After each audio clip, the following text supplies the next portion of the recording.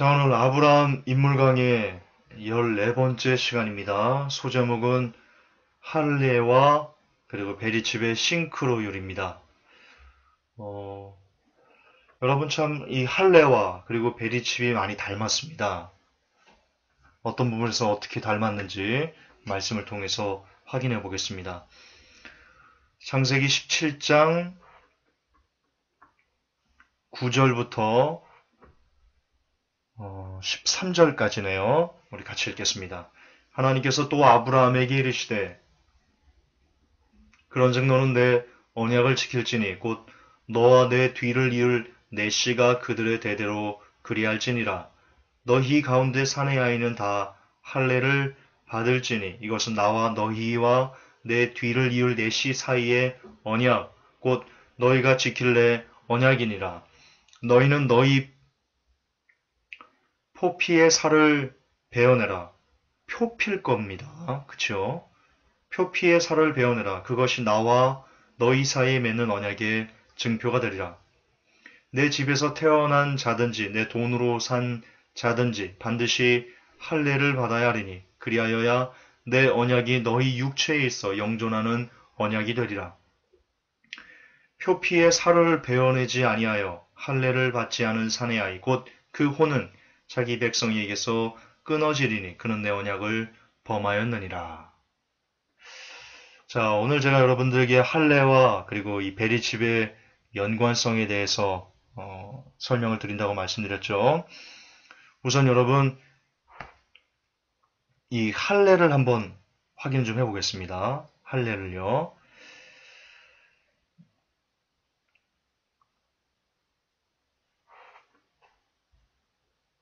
자, 할례는 이렇게 나옵니다. 표피의 살을 베어낸다. 제가 이따가 이 베어낸다 그 원어로 여러분이 말씀드릴 건데요. 이 할례를 보기 전에요. 할례를 보기 전에 우리가 이 베리칩을 주는 그 영적 실체의 최고 존재인 이 사탄에 대해서 잠깐만 확인을 하고 넘어가야 됩니다. 그래야지 이해가 좀 빠를 겁니다. 자, 사탄은요, 하나님을 흉내내고 싶어서 미친 녀석입니다. 그렇게 안달이 난 친구입니다. 어느 정도까지 이 친구 하나님을 닮고 싶으냐면요, 이렇게까지 닮고 싶어 합니다. 이사야 14장 13절 14절에는 이 사탄의 본질에 대해서 나오는데요. 읽어보겠습니다. 내가 내 마음에 이르기를 내가 하늘에 올라 하나님의 뭇별 위에 나의 보좌를 높이리라. 내가 북극 지폐의 산 위에 좌정하리라. 가장 높은 구름에 올라 지극히 높은 자와 비기리라 하도다. 자, 이토록 사탄은 하나님과 경쟁하려고 합니다. 그리고 경쟁에서 하나님을 이겨먹으려고 하는. 그렇기 때문에 요한계시록에서 사탄이 그 적그리스도가 나오면서 이기고 또 이기리라. 예, 이 사탄은 지고는 못 사는 그런 성미입니다. 근데 여기 보면 하나님께서 이 사람과 언약을 하시는데 어떻게 언약을 하시냐면 사람의 살을 베어서 그 육체에 보세요. 내 언약이 13절에 내 언약이 너의 육체에 있어 영존하는 언약이 되라. 이렇게 되어 있습니다. 자, 사단은 하나님께서 사람에게 이 할례를 통해서 언약하시는 것을 보았습니다. 사탄은. 그리고 사탄은 무엇이든지 하나님을 따라하고 싶고 하나님을 이겨먹고 싶은 그런 본질을 갖고 있습니다. 따라서 사탄이 우리를 직접적으로 지배함에 있어도 이 마치 할례가 우리의 육체를 베는 것처럼 우리를 똑같이 혹은 그것을 넘어서는 어떤 것을 통해서 이것조차 할례조차 이겨먹으려는 그런 사탄의 본질이 있다. 그렇게 여러분 영적으로 확장해서 생각을 하셔야만 합니다.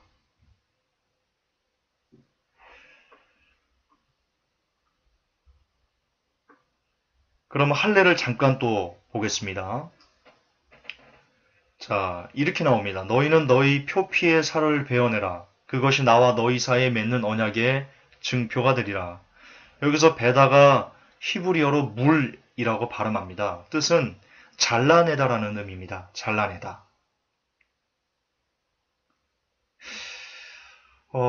여러분 잘라내다.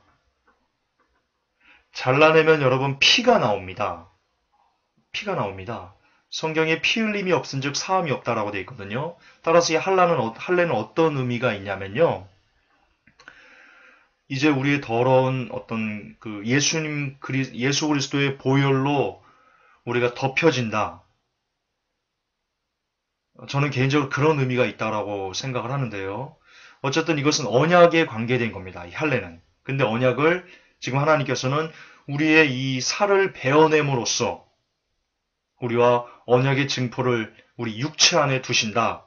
그렇게 지금 하나님께서 말씀을 하셨는데요. 그럼 이제 짐승의 표를 보여드리겠습니다. 요한계시록 13장 16절에 짐승의 표가 나오는데요. 이렇게 기록되어 있습니다. 저가 모든 자, 곧 작은 자나 큰 자나 부자나 빈궁한 자나 자유한 자나 종들로 그 오른손이나 이마에 표를 받게 하고 이렇게 되어 있습니다. 여러분 여기서 오른손이나 이마에 이게 에피고요. 표를 할 때 이 표가 카라그마입니다. 카라그마. 카라금은 카라소라는 그 단어에서 유래된 건데요. 이런 뜻입니다. 뾰족하게 깎다. 혹은 날카로운 것으로 새기다. 자, 우리 육체에 표가 뭐냐면 우리 육체에 아주 뾰족한 것으로 깎거나 혹은 날카로운 것으로 이 육체에 새기는 것. 그것이 표입니다.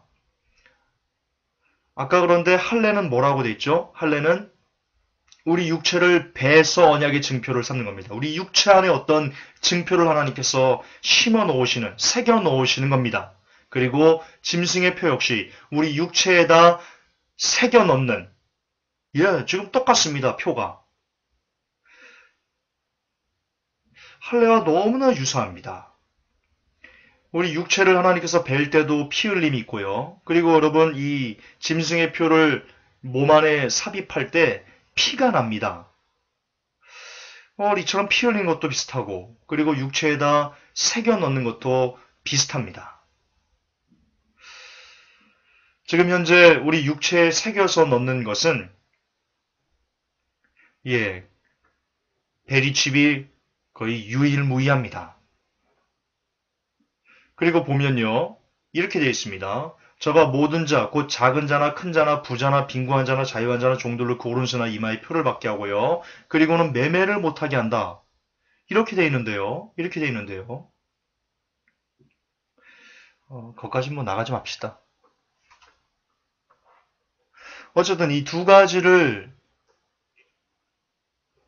이 할례와 베리칩의 유사성을 이 짐승의 피의 유사성을 보면요. 할례도 하나님께서 우리의 살에 새긴 언약이고요. 그리고 이 짐승의 표 역시 우리의 살에 새긴 언약입니다. 하나는 하나님과 세운 영원한 생명에 대한 언약이고요. 하나는 이 사단과 주고받은 영원한 언약입니다. 할례는 하나님께서 너는 내 거야 라고 말씀하시는 거고요. 이 짐승의 표는 사단이가 너는 내 거야 라고 말하는 언약입니다. 그것만 다르지요. 우리 육체에 새기는 그 언약의 관계는요. 거의 싱크로율이 100%에 육박할 정도로 그렇게 유사합니다. 굉장히 유사합니다.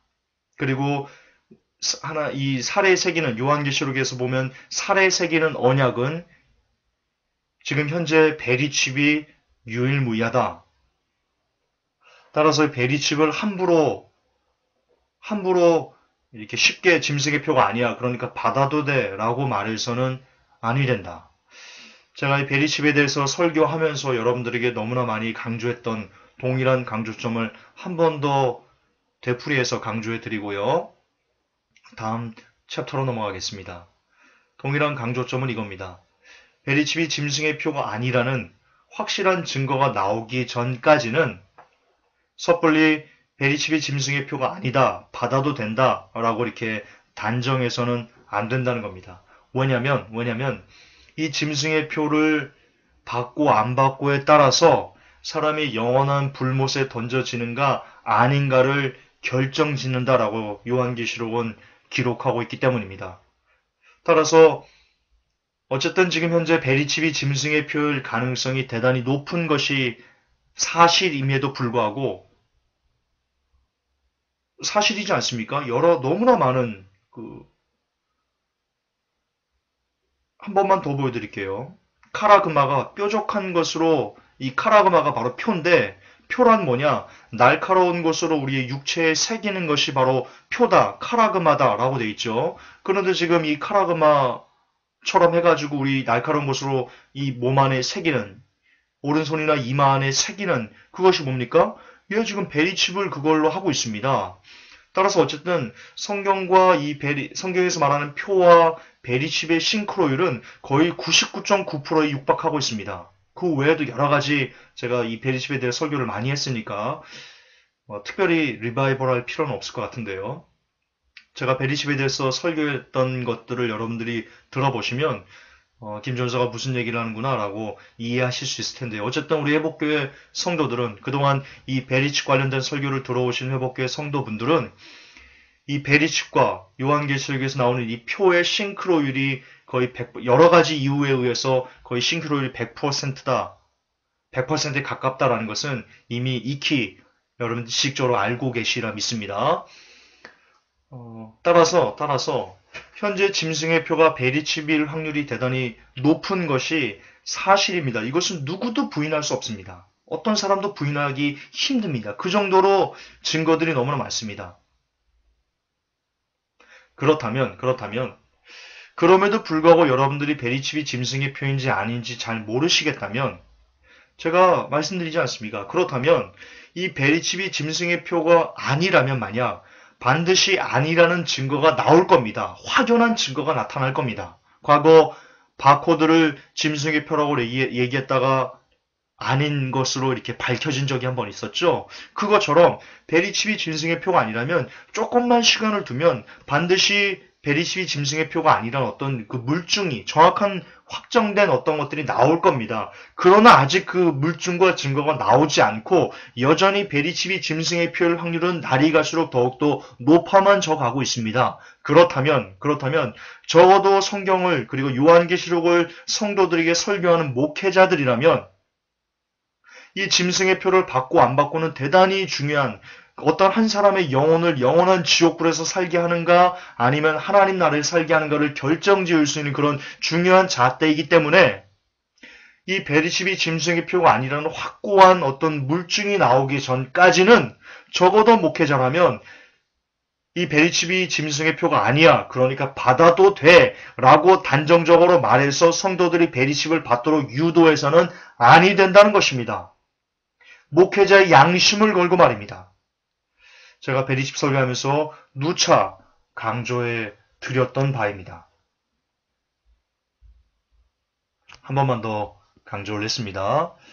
자, 이제 두 번째 챕터로 넘어가겠습니다. 창세기 17장 16절부터 19절까지인데요. 같이 읽어볼까요?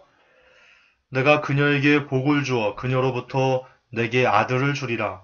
참으로 내가 그녀에게 복을 주리니 그녀가 민족들의 어머니가 되고 백성의 왕들이 그녀에게서 나리라 하시니라. 그때 아브라함이 얼굴을 대고 엎드려 웃으며 마음속으로 이르되 100세인 사람에게 아이가 태어날 수 있으리요. 90세인 사라가 낳을 수 있으리요 하고 아브라함이 하나님께 아뢰되 이스마엘이나 주 앞에서 살기를 원하나이다 하매 하나님께서 이르시되 참으로 내 아내 사라가 내게 아들을 낳으리니 너는 그의 이름을 이삭이라 하라. 내가 그와 또 그의 뒤를 이을 그의 씨와 더불어 내 언약을 세워 영존하는 언약이 되게 하리라. 자, 여러분들에게 두 번째 알려드리고 싶고 그리고 제가 개인적으로도 되새김질해서 가슴속에 이렇게 담고 싶은 것은요. 이겁니다. 하나님은 모든 것을 아신다는 것입니다. 아브라함이 속으로 생각한 것을 하나님은 알고 성경에 기록해 놓으셨습니다. 하나님께서 우리의 모든 것을 일거수일투족을 알고 계신다는 것은 비단 아브라함에게서만 찾을 것이 아니고요. 이 사복음서에 나타난 예수님께서 제자들이 속으로 하는 것을 미리 아시고 얘기했고요. 그리고 바리새인과 서기관들이 예수님을 속으로 심중에 음해하는 것도 미리 다 알고 계셨던 것이 나타나고요. 그리고 사도행전에서 이 땅값 판 것에 얼마를 감췄던 아나니와 삽비라를 성령에 감동된 베드로가 알아본 것도 있고요. 이처럼 여러 가지 면에서 하나님께서는 이 사람의 속으로 생각하는 것까지 모두 다 알고 계신다. 그분 앞에 숨길 수 있는 것은 아무것도 없다. 그렇습니다. 그분은 전능자로서 여러분의 생각까지 정말 일거수일투족까지 모두 다 보고 계시고 알고 계시고 그렇습니다. 세상 사람 모두를 다 속여도 하나님을 속일 수 없다. 저는 이것이 오늘날 우리에게 주는 의미가 대단히 크다고 생각을 합니다. 제가 이 중에서 특별히 하나만 뽑아서 여러분들과 나누고 싶은 마음은요, 이겁니다. 우리가 하나님 앞에 숨길 수 없다. 하나님 우리의 속으로 생각하는 모든 것까지 알고 계신다. 따라서 우리는 진실하게 살아야만 한다. 거짓이 없이 살아야만 한다. 왜? 하나님을 속일 수 없으니까. 만약 하나님마저도 속일 수 있다면 진실하게 사는 것과 거짓이 없이 사는 것에 대해서 크게 우리가 생각하지 않아도 됩니다. 하나님을 속여 먹으면 되니까요. 그러나 하나님은 아브라함이 속으로 생각하는 것까지 모두 다 캐치해서 알고 계시고 말하지 않은 것까지 모두 다 알고 계시고 말하지 않아도 알아요. 그렇게 초코파이 선수처럼 모든 것을 다 알고 계신다. 따라서 우리는 그분을 속일 수 없기 때문에 우리가 진실하게 살아야만 하는 당위성이 우리에게 주어진다. 사람과 사람과의 관계에서요, 거짓으로 사는 것은 우리가 거짓으로 사는 것을, 진실되지 않게 사는 것을 하나님이 알고 계십니다. 우리가 진실하지 않게 삶을 사는 것은 하나님이 모두 알고 계시고 반드시 그에 합당한 심판을 하시는 분이시다라고 성경은 기록하고 있다. 잊으시면 안 됩니다. 회복교회 성도 여러분, 그리고 저에게도 스스로에게 묻습니다. 여러분은 오늘도 진실하게 살고 계십니까? 다른 사람을 속이지 않으면서 살고 있습니까? 아내를 속이지 않습니까? 남편을 속이지 않습니까? 자녀들을 속이지 않습니까? 부모님을 속이지 않습니까?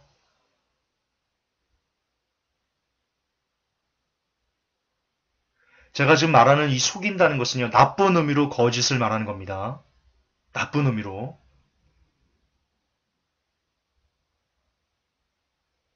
그렇게 어쨌든 진실되지 않게 살고 있지는 않습니까? 그 모든 것을 하나님이 아신다.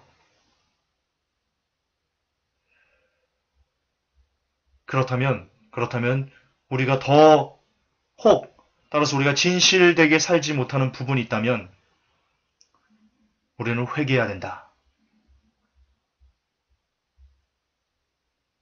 그리고 진실되게 사는 그런 삶이 아니라면 거듭 반복하지만 제가 지금 말한 이 진실은 다른 사람들을 해코지 하고 아프게 하고 그리고 막 속여먹는 속된 말로 거짓에 관련된 그걸 얘기하는 겁니다. 그렇다면 그런 상태에서도 찬양할 수 있지요. 교회 생활할 수 있죠. 그러나 그런 상태에서 진실되지 않은 상태에서 하나님이 그걸 모든 걸 알고 계시는데 그럼에도 불구하고 여러분의 삶에 진실이 없다면 죄송하지만 여러분은 아직 하나님을 모르는 사람입니다.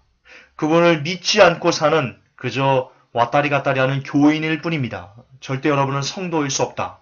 따라서 아무리 열심히 찬양하고 입으로 주여 주여 한다고 해도 우리의 삶에 진실이 없다면, 진실성이 없다면 우리는 가짜다. 결단코 하나님의 나라에 들어갈 수 없다. 라는 것이 우리가 이 아브라함이 속으로 생각한 것까지 다 하나님께서 아신 것을 통해서 우리가 받아야 될 교훈이다. 저는 그렇게 생각합니다. 마지막 세 번째로 이 아브라함을 통해서 우리가 볼 것은요. 이것입니다. 하나님은 인생이 아니시다는 것입니다. 하나님은 인생이 아니시다. 17절에 이렇게 기록되어 있습니다. 그때 아브라함이 얼굴을 대고 엎드려 웃으며 마음속으로 이르되 100세인 사람에게 아이가 태어날 수 있으리요. 90세인 사라가 낳을 수 있으리요 하고, 여러분, 아브라함도요, 아브라함이 웃었습니다, 속으로.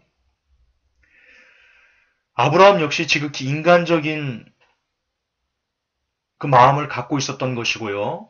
그리고 아브라함이 인간적인 마음을 가졌던 건 역시 우리가 이해할 수 있는, 사람의 생각으로는요, 어떻게 100세의 사람이 아이를 낳을 수 있겠습니까? 인간의 힘으로는 할 수 없는 겁니다. 그러나 뒤에 하나님께서 뭐라고 말씀하십니까? 아브라함이 하나님께 아뢰되 이스마엘이나 주 앞에 살기를 원하나의 다음에 하나님께서 이렇게 말씀하십니다. 아니다. 참으로 내 아내 사라가 내게 아들을 낳으리니 너는 그의 이름을 이삭이라 하라. 그리고는 진짜 사라가 이삭을 낳습니다. 따라서 우리는요, 하나님께서는 인생이 아니시다. 그분께서 하시고자 하는 것을 막을 수 있는 존재는 이 땅에 없다. 즉, 그분의 말씀을 막을 수 있는 것은 이 땅에 없다. 즉, 그분께서 말씀하셨으면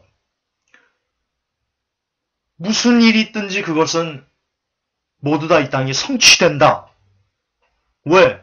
하나님은 인생이 아니시기 때문에. 하나님은 인생이 아니시기 때문에 그분의 말씀을 성취하는 데 있어 걸림돌 따위는 존재하지 않는다. 여러분, 이거 대단히 중요합니다. 하나님의 말씀을 막을 수 있는 것이 없다는 것은, 제가 얼마 전에도 일일 설교 때 마태복음 강의 때 여러분 설교를 했는데요.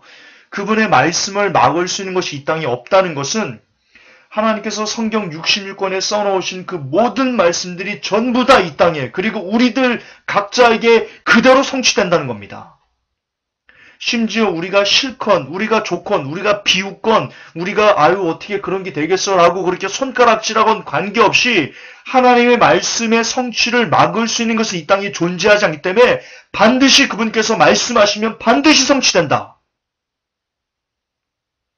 그분이 이렇게 살면 지옥 간다라고 말하면 반드시 지옥 간다. 그분께서 이렇게 살면 너희들 망할 거다라고 말씀하셨으면 반드시 망한다.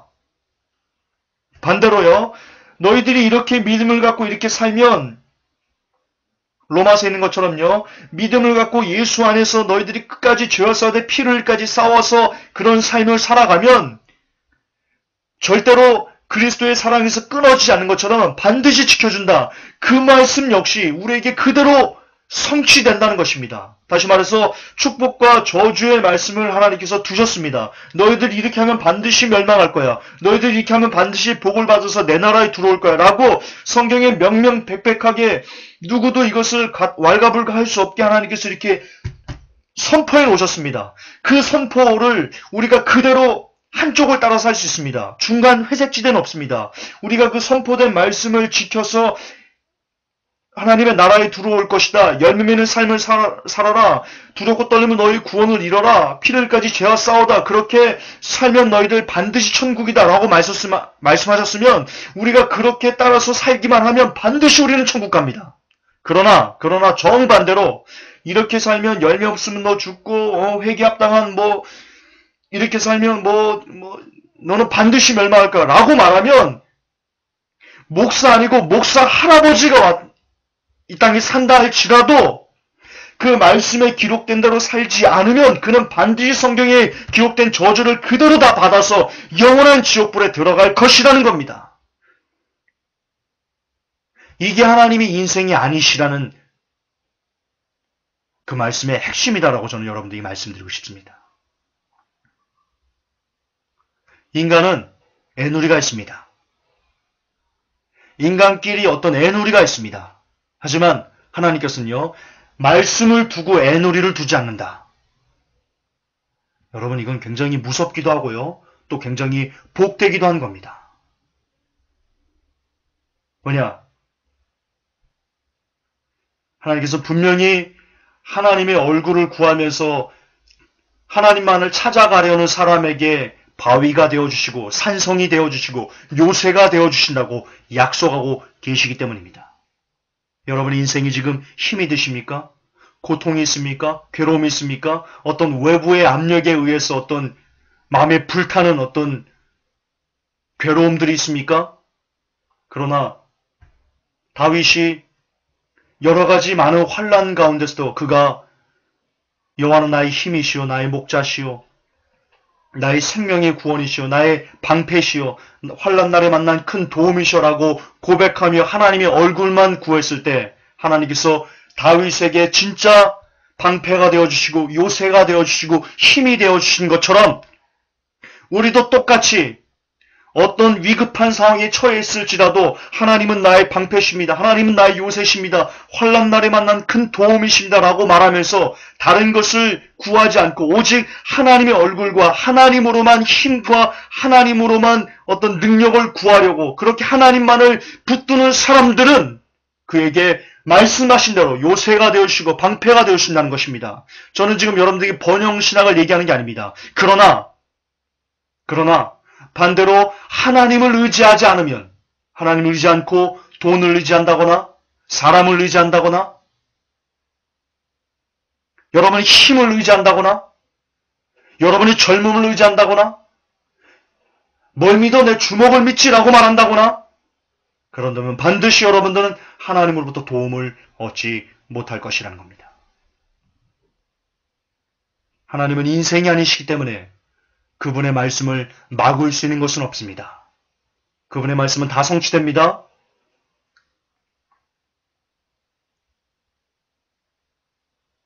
그분께서 하시고자 하는 것을 막을 수 있는 존재는 없습니다. 따라서 그분은 우리를 도와줄 수도 있고 그리고 우리를 지옥에 보낼 수도 있습니다. 모든 주권은 그러므로 우리에게 있는 것이 아니고 하나님 아버지에게 있다. 그런데 하나님께서는 분명히 거듭 3번, 4번, 100번 성경이 계속해서 기록해 놓으셨습니다. 너희들이 내 명령을 지켜 행하면 나는 너희의 하나님이 될 것이요. 너희들이 내 명령을 지켜 행하지 않으면 너희들을 내 눈앞에서 토해낼 것이다. 우리가 그분의 명령을 지켜 살아가는 것이 얼마나 복된 것인지 그리고 그분의 명령을 지켜 행하지 않는 것이 얼마나 두려운 것인지 인생이 아니신 하나님 앞에 우리가 그것을 되새겨야 된다. 되새기셔야 됩니다. 그리고 또 하나는 이겁니다. 이렇게 말하는 사람이 있습니다. 아니, 김전사, 너 너무 빡빡하게 얘기하는 거 아니야? 우리 청년들이 지금 문화가 어떤데 어떻게 혈기방장한 청년들이 포르노를 안 보고 살 수 있어? 남자 청년들이. 야, 너 미친 거 아니야? 어떻게 사람이 그렇게 살 수 있어? 라고 그렇게 얘기합니다. 그것이 이 시대의 문화고 가치관이라고 얘기합니다. 그렇습니다. 인간적인 생각으로 보면 그들의 말이 맞을런지도 모릅니다. 텔레비만 보면 음란이 도배가 돼 있고 인터넷만 키면 음란이 도배가 돼 있고 집 밖만 나가면 음란이 도배가 되는 이 세상에서 혈기방장한 청년들이 어떤 포르노를 보지 않고 살아간다는 것이 인간적인 어떤 생각으로 보면 그럴 수 있겠다라고 고개가 끄덕여질런지도 모릅니다. 마치 아브라함이 얼굴을 대고 하나님께서 사라에게 아이가 있을 거야 라고 말할 때 아브라함이 인간적인 생각으로 엎드려서 속으로 웃은 것처럼 하나님 어떻게 이 나이에 아이를 낳을 수 있겠습니까? 아이고 참 모르시네요. 뭐 그렇진 않았겠지만 어쨌든 그 말을 듣고 속으로 웃었을 정도로 지금도 똑같이 어떻게 사람이 그리고 혈기방장한 청년이 이 음란한 세대에서 포르노를 멀리하면서 살 수 있겠는가라고 마음속으로 웃을 수 있을 겁니다. 그러나 하나님의 말씀은 그것을 가능케 했다는 것을 아브라함을 통해서 우리가 배워야 됩니다. 인간이 사라가 아이를 낳을 수 없는 사람이 아이를 뵌 것이 그 기적이 더 위대합니까? 아니면 이 땅에서 청년이 포르노를 보지 않는 그 기적이 더 위대합니까? 상식적으로 따져보십시오. 사라가 아이를 낳는 것이 훨씬 더 어려운 일입니다. 그러나 훨씬 더 어려운 그 일을 하나님께서는 하시는 분입니다. 그분의 말씀은 성취됩니다. 이것이 우리에게 주는 교훈은 이것입니다. 성경의 시편에 주의 말씀을 따라 삼가라 되어 있습니다. 그러면 할 수 있을 것이다 라고 되어 있습니다. 너희가 죄와 싸우되 피를 흘릴까지 싸우지 않는다라고 되어 있습니다. 우리가 죄와 싸우되 피를 흘릴까지 싸우면 해낼 수 있다는 뜻입니다. 주께서 도와주실 것이라는 뜻입니다. 성령으로 육체를 죽이는 자는 하나님께 합당하다고 되어 있습니다. 주를 사랑하는 자는 그분의 계명을 지킨다. 그러면 나도 그를 사랑해서 그의 주인이 될 것이다. 무슨 말이냐? 이 세상적인 가치 기준으로 보면 그것이 대단히 어려울지라도 우리가 주의 말씀을 의지하기만 한다면 우리가 해낼 수 있다는 것입니다. 사라에게 아이가 있는 것처럼 우리도 그 일을 이 세상에서 정말 할 수 없을 것처럼, 인간적인 생각으로는 정말 할 수 없을 것처럼 보이는 그 나의 육을 죽여나는 그 삶을 우리가 주의 말씀을 의지하면 반드시 우리에게도 성취될 것이라는 겁니다.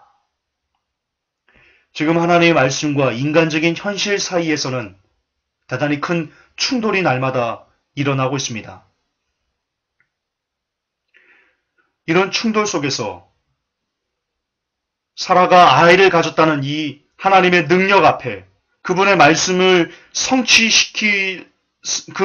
성취되는 것을 막을 수 있는 어떤 것도 없다는 그 믿음을 갖고 세상과 말씀의 충돌 앞에 말씀을 택할 수만 있다면 지금 당장은 아니 될 것처럼 보이고 지금 당장 인간적인 생각으로 그거는 너무나 힘들어 보일지라도 그러나 그럼에도 불구하고 믿음을 갖고 이 성경을 통해 사라가 아이를 낳았다. 하나님은 반드시 해낼 수 있는 하나님을 막을 수 있는 존재는 없다라는 이 믿음을 갖고 아무리 어렵고 고됐고 힘들지라도 주의 말씀을 택해서 그것을 심장에 새겨서 나는 못하지만 하나님은 할 수 있습니다라는 믿음으로 여러분이 낼 수만 있으면 그렇게 말씀이 우리를 지배할 수만 있으면 그 말씀은 반드시 우리를 이끌어줄 것이고 그래서 그 말씀은 이 험난한 이 음란하고 악한 세대로부터 우리를 구별해낼 수 있는 우리가 이 악한 세대로부터 구별받을 수 있는 그 힘을 말씀이 반드시 우리 모두에게 주실 것이라는 것입니다. 그래서 사라가 이삭을 낳는 것처럼 우리도 결국 거듭남에 이를 수 있을 것이다. 요는 뭡니까? 말씀을 붙잡는 사람이 되는가 아니 되는가. 인간적인 생각이 들었을 때 그 인간적인 생각이 휩쓸려서 인간적인 방법을 할 것인가? 아니면 말씀을 통해서 아니야. 그래도 하나님께서 분명히 불가능을 가능케 하시는 분이시야. 지금 제가 지금 번영신앙 얘기하는 게 아닙니다. 저는 어떤 여러분들이 성공하기 위해서 하나님을 붙잡아라 이런 얘기하는 거 아닙니다. 정말 이길 수 없는 육체의 어떤 유혹들을 이겨내는데 우리가 말씀을 붙잡으면 그 유혹들을 이겨낼 수 있다는 것을 말씀드리는 겁니다. 그렇습니다. 오늘 말씀의 결론을 좀 맺겠습니다. 우리는 늘 하루하루를 살면서 사람들이 만들어낸 그리고 악한 사단이 만들어 놓은 이런 현실의 문화, 약한 문화에 하나님의 말씀을 읽어가면서 그 말씀과 현실이 충돌하는 그 중간에 우리가 살고 있습니다. 그러나 이 사라에게 아이가 있었다는 이 기적을 통해서 하나님께서 이루지 못할 것은 없다. 그분을 막을 수 있는 것은 없다라는 이 교훈을 가슴에 새겨서 정말 회복교회 성도 여러분들이 이 교훈을 가슴에 새겨서 여러분 인생의 수많은 난관 앞에 그리고 인간적인 생각 앞에 이걸 교훈 삼아 인간적인 생각을 꺾고 하나님의 말씀을 붙들 수 있는 그렇게 오직 하나님 말씀 중시의 사람이 되어질 수 있는 여러분들이 되셨으면 좋겠습니다. 그런 제가 되었으면 좋겠습니다. 그 일을 위해 더욱더 우리가 미친 듯이 기도와 말씀의 삶을 살았으면 좋겠습니다. 기도하겠습니다. 하나님, 오늘 인물강의 아브라함 편을 통해서 할례와 그리고 짐승의 표인 베리칩의 유사성을 우리가 확인해 보았습니다. 그리고 하나님의 말씀은 모두 다 성취되고 하나님의 말씀을 막을 수 있는 것은 이 땅에 존재하지 않는다라는 건 역시 우리가 보았고, 또한 하나님께서 우리의 모든 것을 아시는 분이시니 그분 앞에 참으로 진실되게 거짓 없이 살아야 된다는 건 역시 우리가 이 시간 배웠습니다. 부디 이 교훈들이 지식으로 끝나지 아니하게 하시고 이 지식들이 오늘 배웠던 이 성경 공부가 부디 우리의 삶으로 이어져서 머리가 아닌 가슴으로 내려와서 우리도 그렇게 하나님과 사람 앞에 진실되게 살게 하시고, 그리고 세상과의 가치관에서 충돌할 때마다 늘 인간적인 기준이 아닌 하나님의 말씀을 붙드는 그런 복된 하나님의 사람들이 되게 하여 주시옵소서. 우리 주 예수님의 이름으로 감사하며 기도하옵나이다. 아멘.